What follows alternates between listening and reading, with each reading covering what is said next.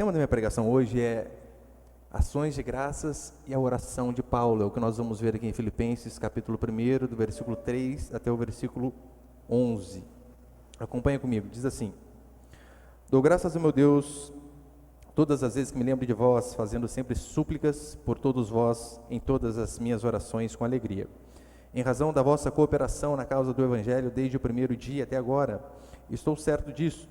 Aquele que começou a boa obra em vós irá aperfeiçoá-la ou terminá-la até o dia de Cristo Jesus.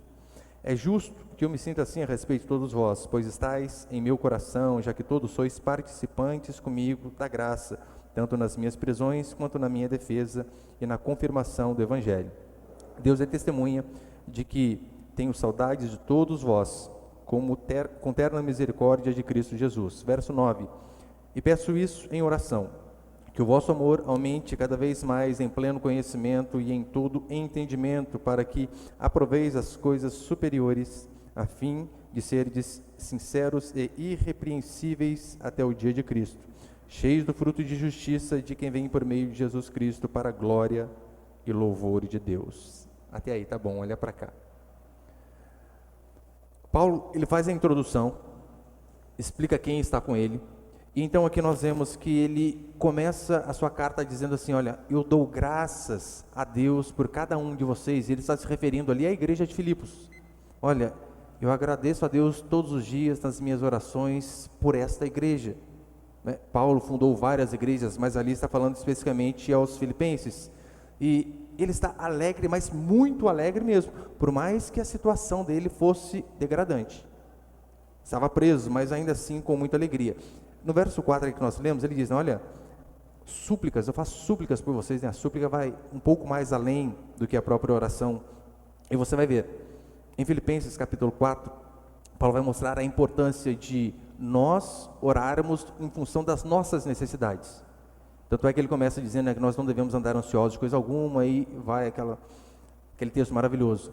Só que aqui em Filipenses 1, ele diz da importância de orarmos não apenas por nós, mas aqui ele especifica em orar pelos outros. Ele vai falar da importância que existe de nós, igreja, filhos e filhas de Deus, orarmos pelos outros, intercedermos por outras pessoas.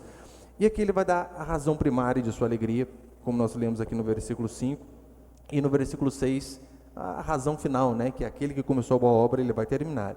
Eu quero passar 2 princípios então. Põe ali o primeiro, por favor, Samuel.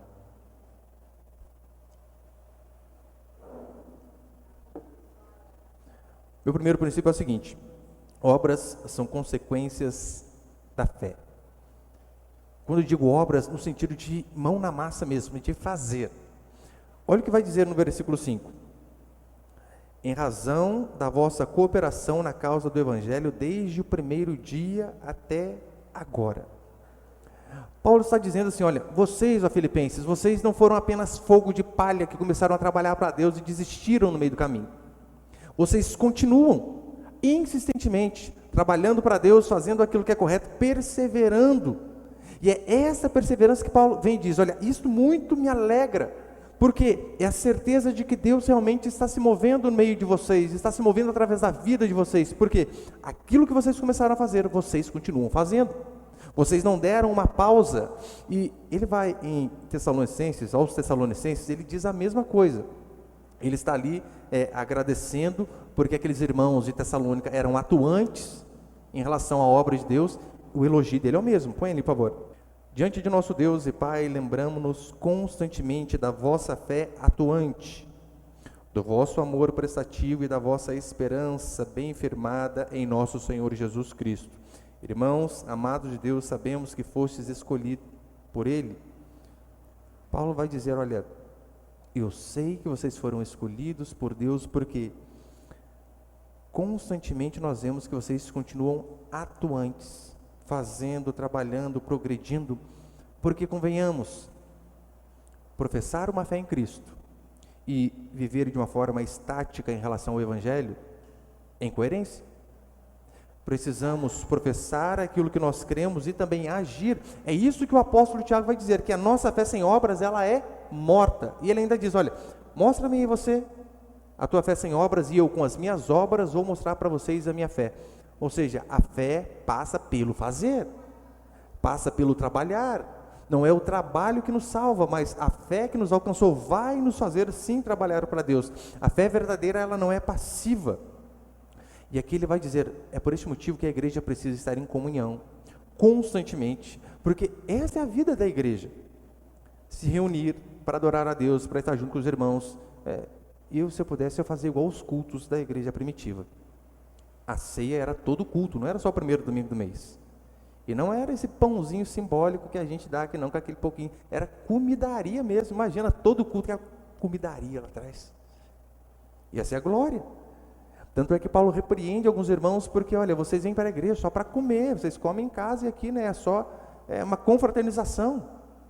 Porque isso é comunhão, estar juntos. Você não pode, queridos, perder a oportunidade de se reunir com pessoas, seja nos nossos cultos. Uma que eu já acho terrível faltar, né? Pecado mesmo. Mas não só isso, olha a importância do pequeno grupo, mais uma reunião durante a semana com aquela proximidade. E eu fico pensando, né, nós saindo da pandemia, eu acho, graças a Deus, né? Até o Bill Gates falar que tem outro vírus aí, a gente está saindo.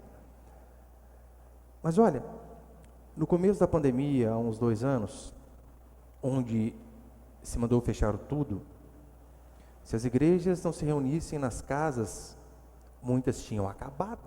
E muitas acabaram. Muitas e muitas igrejas eu vi que fechou por conta da pandemia, e depois que abriu não tinha mais ninguém. Você imagina se tem um problema desse de novo? Não sabemos o que passa na cabeça desses progressistas alucinados, loucos. E então eles vêm de fato interditar o nosso salão. O que nós faremos? Reunião nas casas. Era assim que em Atos eles faziam. Se reuniam nos templos e nas casas. E o que é a igreja em si? A igreja, ela se ajunta e se ajuda. É por isso que não tem como você ser crente sem estar junto com pessoas. O crente desigrejado, eu já sempre falei, é uma desculpa para dizer, estou desviado, não quero cobrança, quero viver no pecado, e que ninguém fica querendo pedir satisfação da minha vida. É apenas isso. Você lembra que há uns domingos eu falei sobre a parábola do bom samaritano? Então ele falava sobre a importância de ajudar o próximo. Como você vai ajudar o próximo se você não está junto com o próximo? Se você não tem comunhão com o próximo? Se você não tem reuniões cotidianas com o próximo, ou ainda que não sejam cotidianas, reuniões semanais, como você vai ajudar o próximo se você não se une com ele? A Bíblia diz que nós devemos amar o próximo, daí você não consegue estar junto nem com gente. Eu sinceramente, eu não entendo pessoas que não gostam de estar junto com pessoas, sabe por quê? No céu vai ter 2 coisas, né? Deus e gente. Daí você não gosta de estar junto com a metade? Com 50%, que é gente? Vai fazer o que no céu, criatura? Os filipenses, eles receberam o evangelho pela fé. Só que nós vemos Paulo constantemente dizendo, por que eu vejo a fé de vocês? Porque vocês continuam de forma atuante, à medida de suas posses e às vezes até acima delas, trabalhando. E deixando claro, Paulo ele vai enfatizar aqui a questão de contribuição financeira.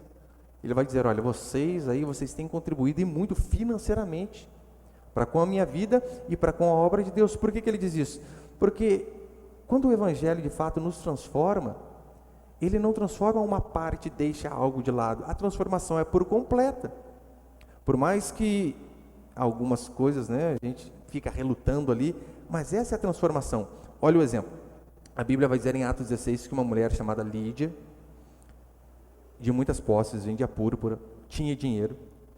Diz a Escritura que enquanto Paulo prega, o Senhor toca o coração dela para que ela pudesse se abrir ao evangelho. Então Lídia se converte. Depois de Lídia se converter, ela não abriu apenas o coração para Deus, mas ela abriu a sua casa, para que a sua casa fosse um ponto de evangelização, fosse uma casa de reunião, fosse uma filial da igreja, se podemos assim dizer, ou um pequeno grupo. Você reparou que a igreja de Cristo alcançou os 4 cantos do mundo, numa época onde não havia redes sociais? Não havia. Não havia impulsionar no Instagram, YouTube, Facebook, não havia. Por que você acha que a igreja de Deus, em poucos séculos, alcançou o mundo inteiro? Porque pessoas entenderam a mensagem do evangelho e levaram a mensagem adiante, resolveram trabalhar para Deus, contribuir, seja falando, seja o verbo ali, na verdade, é tagarelar, né? de tagarela mesmo, está no supermercado, fala de Deus, está não sei onde, conversa, tem oportunidade, fala. E também ajudando, como foi a igreja de Filipos. Olha, já que eu não consigo ir longe, olha, eu consigo ajudar Paulo para que ele possa ir mais longe ainda. A igreja de Deus avançou simplesmente porque pessoas comuns, como nós, resolveram trabalhar para Deus. Resolveram não apenas viver aquela vidinha onde eu acordo, trabalho, como, durmo. Acordo, trabalho, como, durmo. Nada contra. Mas eles entenderam que a vida é algo que vai além disso, é algo transcendental. Então, que nós possamos também seguir esses princípios, saber que se não houvesse redes sociais, WhatsApp, Telegram e todas essas coisas aí, como que nós faríamos para convidar as pessoas para que elas pudessem vir ao culto se não fosse literalmente sairmos de nossas casas e falarmos, convidarmos, trazermos, é assim que temos que fazer. E Paulo aqui, ele começa a enfatizar esses irmãos de Filipos, porque é o seguinte, eles eram muito prestativos, faziam de tudo, eles doavam a si mesmo para a obra, mas não apenas a si mesmo. Eu falei, acho que domingo passado, né, Paulo está falando das igrejas da Macedônia, e era essa igreja aqui de Filipos, se enquadrava nela. Paulo diz que ele estava precisando de donativos, dinheiro, literalmente. Esse pessoal mandou uma vez. Depois vai dizer que Paulo estava em Corinto, e o povo de Corinto era meio murrinha, né, meio mão de vaca. Paulo, para não ser pesado para aquela igreja, diz a Escritura que outra igreja o sustentou. Sabe qual igreja? Esta igreja. Mesmo sendo pobres, a Escritura vai dizer que eles ajudavam acima de suas posses. Aparecia uma necessidade, logo estava o povo dizendo, eis-nos aqui para ajudar. Então, que nós possamos, queridos, lembrar que a igreja de Deus, ela é de Deus, mas ela avança através do trabalho de cada um de nós. É através da nossa cooperação, cada um naquilo que sabe fazer. Agora, repare como que era a sua vida no comecinho, quando você converteu. Lembra aquele primeiro amor, aquela coisa louca? E como que está a sua vida agora? No comecinho você ouve o evangelho, você ouve a pregação, você quer falar para todo mundo. E a tendência, o tempo é ir passando e a gente ir esfriando.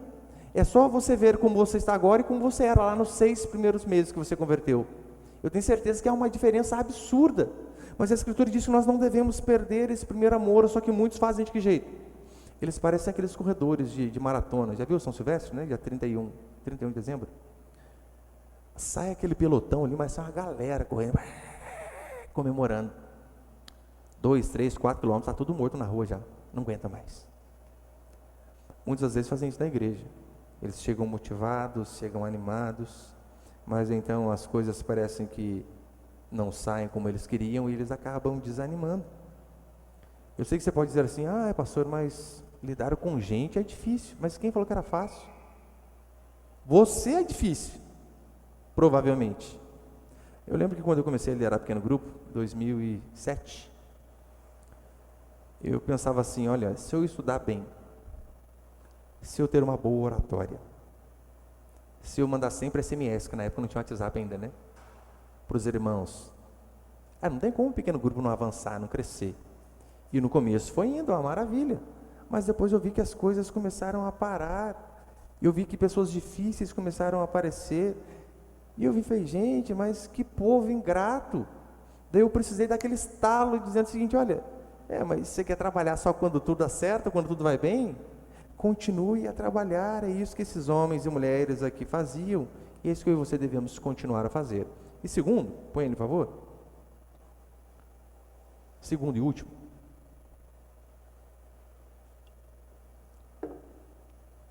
Segundo e último princípio diz assim, aquilo que Deus começa, Ele termina. Deus não é como Michelangelo, né, que começa várias obras e termina uma ou outra. O resto fica sem terminar, não. Paulo, no versículo 6, ele vai acrescentar a razão final da sua alegria. Olha o que ele diz. Estou certo disto, aquele que começou a boa obra em vós, irá aperfeiçoá-la ou completá-la até o dia de Cristo Jesus. Esta é a doutrina da graça. Aquele que começou, ele termina. Porque Deus, ele é o autor e o consumador da minha e da sua fé. E no versículo 5, Paulo ainda vai dizer, olha, eu tenho percebido a vossa cooperação desde o princípio até agora, Ou seja, um dos sinais de que Deus realmente está agindo nas nossas vidas é isso, que nós começamos trabalhando e continuamos a trabalhar. Não desistimos de forma alguma. E não só em relação às coisas espirituais. Pode ver na sua vida. Quantas coisas você começou e largou mão? Quantos cursinhos você já fez e deixou no meio do caminho? Quantas dietas, irmã, você fez, já parou? Segunda é o dia, né? Hoje eu começo. Terça para. Não terminamos as coisas. Paulo aqui ele começa a dizer que ele é grato àqueles homens e mulheres, porque eles foram pessoas que se mostraram sempre estar com o apóstolo Paulo, inclusive na prisão. Eu sei que hoje em dia talvez, né, alguém pergunta, o seu pastor, como que ele está preso? Desde que não seja por roubo, por pecado ou por algum crime, esses homens não se envergonhavam do apóstolo Paulo. E depois no versículo 8, ele vai dizer a importância de se ter irmãos de verdade, onde nós reconhecemos os verdadeiros irmãos e irmãs. Olha o que ele diz: Deus é testemunha que tenho saudade de todos vós, com terna misericórdia de Cristo Jesus. O que Paulo está dizendo é que irmãos verdadeiros, pessoas que se importam de fato conosco, nós conhecemos é aqui, no dia de prisão, no dia de angústia, no dia da necessidade, porque coloca lá no grupo da família, churrasco amanhã por minha conta. O pessoal pega até dispensa no trabalho. Coloque lá, estou desempregado, precisando de donativos. É um ou outro que aparece. Os verdadeiros amigos, nós reconhecemos justamente na hora da tristeza e das angústias. E Paulo, para terminar, ele vai revelar pelo que ele orava em favor dos irmãos. Um dos motivos para você saber, né, olha, essa oração que eu estou fazendo é correta ou não, é você ver se você está orando igual à Escritura. Então, se nós oramos como Deus ordena orar, é assim que Deus vai nos responder. Qual que é a promessa? Qual que é o compromisso que Deus tem conosco? O compromisso daquilo que Ele diz. Então está lá, você está pedindo uma coisa que Deus nunca prometeu. E você diz, Deus não está me dando, mas quando que Ele falou que Ele daria? Então, se eu e você analisarmos como esses homens oravam, como o Senhor mesmo nos ensinou, lembra na oração do Pai Nosso, Ele deu ali, né? Não para nós repetirmos de forma automática, mas Ele ensinou como que ora. Então, o segredo é seguir esses princípios. E então, Paulo ele vai revelar por quais motivos ele orava em favor desses irmãos. Porque eu tendo a ficar curioso. Como que era a oração de Paulo, gente? Paulo vai orar para aquele povo, como que era que ele orava? Os crentes modernos de hoje, como que eles oram? Eu vou orar pela sua vida, irmão. Eu determino, a vitória vai chegar, a bênção está vindo, aquele carro, aquela casa, aquela viagem, veja um anjo na sua vida. Paulo não ora por isso. Eu não estou dizendo que não podemos orar, né, para Deus nos livrar, mas olha o padrão de oração de Paulo, versículo 9, de 9 a 11, para terminar. E peço isto em oração, que o vosso amor aumente cada vez mais no pleno conhecimento e em todo entendimento, para que aproveis as coisas superiores, a fim de seres sinceros e irrepreensíveis até o dia de Cristo, cheios do fruto de justiça que vem por meio de Jesus Cristo, para a glória e louvor de Deus. E peço isto em oração, que o vosso amor aumente cada vez mais no pleno conhecimento e em todo entendimento. Paulo, ele ora para que os irmãos sejam a cada dia mais sábios. Nós sabemos, né? A sabedoria, ela não vem de uma oração, de uma mão na sua cabeça e de repente a sabedoria aparece. Não. É trabalhoso, é árduo. É vir ao culto um dia que você poderia estar em casa, aproveitando com a família, descansando, passeando. E Paulo, você vai ver que constantemente em suas epístolas aparece a palavra amor, e amor ali está recheando todas as suas cartas, não apenas as cartas de João, as cartas de Paulo também. Só que se você analisar como que Paulo diz, o que Paulo diz em relação ao amor, você vai ver, ele não diz que o amor é um sentimento, porque nós tendemos a associar assim, né? O que é amor? Ai, aquela paixão louca, ai meu Deus, que não passa, ai, você não conta as horas para ver a pessoa. Paulo não associa amor a sentimento. Paulo associa o amor ao conhecimento e entendimento, a atitudes, porque realmente, se formos esperar às vezes o amor por determinadas pessoas, um sentimento bom, não vem. vem na verdade um sentimento oposto, ruim. O apóstolo lhe associa o amor ao conhecimento e entendimento. Você que tem mais de 10 anos, pelo menos, com a sua esposa e com o seu marido, você sabe que o que permanece hoje é o amor. A paixão, aquela coisa louca lá de quando namorava, de quando estava junto, na época de noivado, vai embora. Alguns especialistas vão dizer que dura em média 2 anos. Vai embora. Você percebeu que muitos relacionamentos, principalmente famosos, eles não duram muito? Porque o que importa para eles é este momento, o momento da paixão. Mas quando a paixão vai embora e fica o amor, eles não querem saber. No casamento duradouro, o que faz realmente fazer com que ele se prolongue a cada dia mais, é eu e você entendermos que nós precisamos tomar a atitude de amar uma pessoa, porque o amor é isso, é a atitude, não é sentimento, é atitude, é você decidir, por mais que a pessoa seja difícil. Tem pessoa difícil, irmãos? Tem ou não tem? Sua família? Tem, né? A minha também.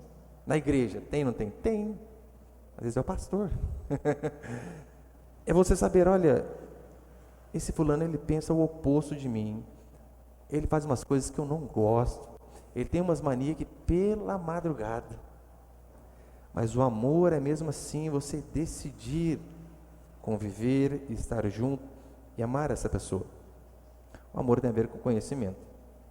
E não há um conhecimento verdadeiro se não for o conhecimento de Deus. É por isso, irmãos, eu estou encerrando. Às vezes eu vejo em alguma rede social, né? Adolescente lá de 15, 16 anos dizendo, fulano é o amor da minha vida. Eu caio para trás de rir. Para não surtar, né? Óbvio, né? Como assim? Amor da minha vida. Fazem 21 anos que eu estou com a minha esposa. 21. Primeira e única namorada. Hoje eu estou começando a entender o que é amor. Hoje. As duras penas, às vezes. Depois de muitos desentendimentos. Depois de muito se doar. De muito receber. Aí a gente começa a entender, isso aqui é amor. Olha só uma prova.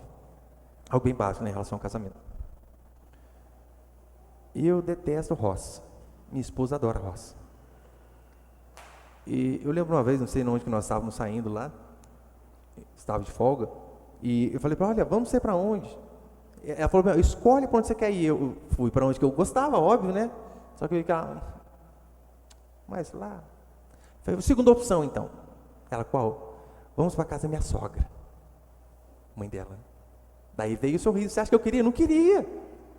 Mas o que é o amor? O amor não busca os seus próprios interesses. Daí a gente fazer só aquilo que nos convém. Meu irmão, isso não é amor. É apenas egoísmo disfarçado. Amor é uma decisão, é um entendimento de que nós fizemos um compromisso com a verdade e não com o sentimento. É por isso que aqui na igreja para casar, eu acho que vou ter que ficar uns 2 meses aconselhando toda semana. Para falar, vai engravidar, vai engordar, vai vir estria, o homem vai ficar barrigudo, ele rota, ele solta pum, ele é porco. Mantenha-se. Porque no começo é uma maravilha, né? A gente acha que tudo é lindo. Tudo é lindo. Não é, não é. Paulo, ele diz que este amor é que nos fará sinceros e irrepreensíveis até o dia de Cristo Jesus. E no versículo 11, só para encerrar, ele diz assim, cheios do fruto de justiça que vem por meio de Jesus Cristo para a glória e louvor de Deus. Cheios de fruto de justiça que vem por meio de quem? De Cristo. Por quê? Porque dele, por meio dele, para ele são todas as coisas. Toda boa dádiva, todo dom perfeito, tudo procede do Pai das luzes e não de nós. Não há bondade no ser humano. E ele termina dizendo assim, olha, e para glória e louvor de Deus. Toda a nossa vida deve ter esse objetivo. Glória e louvor do Senhor. Nosso trabalho, criação dos nossos filhos, nossas amizades, tudo nós devemos lembrar, ali a confissão de fé de Westminster, né?